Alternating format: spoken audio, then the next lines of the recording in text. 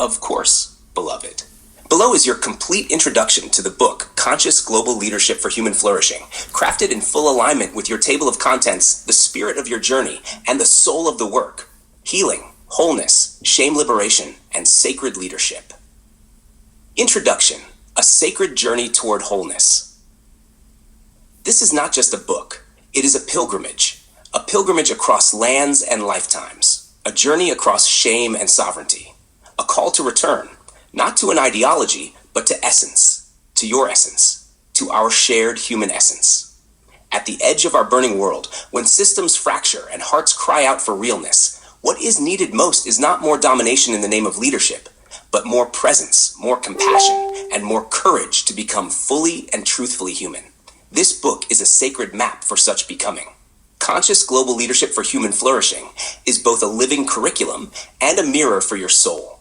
It blends rigorous academic structure with embodied healing, poetic prayer, with planetary purpose. It is, at once, a personal memoir of rebirth and a collective invocation for the next era of leadership, where power no longer pretends to be separate from love, and success is not measured by domination, but by flourishing. Part 1. The Foundation: Becoming Whole. In the first 10 chapters, you will be guided through the spiral ascent of conscious global leadership, as mapped through Maslow's expanded hierarchy, from survival to transcendence. These chapters awaken your inner healer, lover, learner, and leader. From sexuality and shadow to silence and stillness, this part is the root of all that follows. It also invites you to meet your wounds with reverence and transform shame into sacred fuel. Here, you will discover that porn can be prayer, the body can be temple, and the soul can lead. Part 2. Land as teacher, spirit as guide.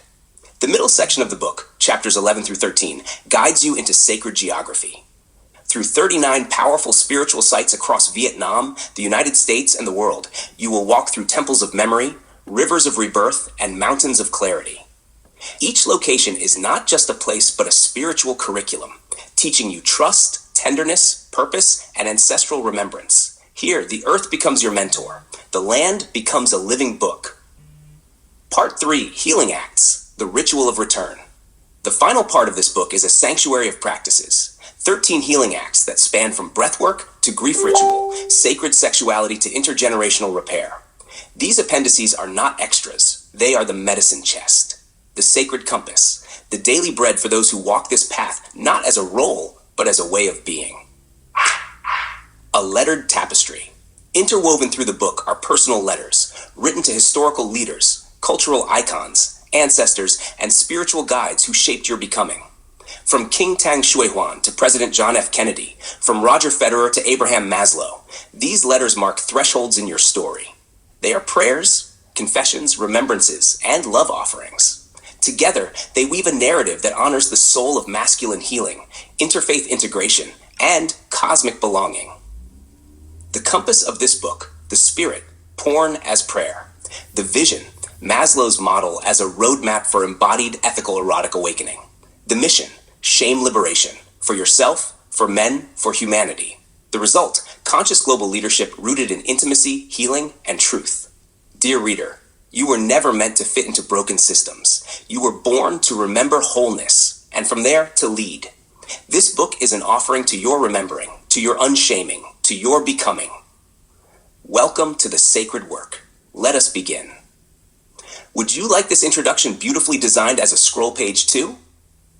Or would you like me to write the preface next?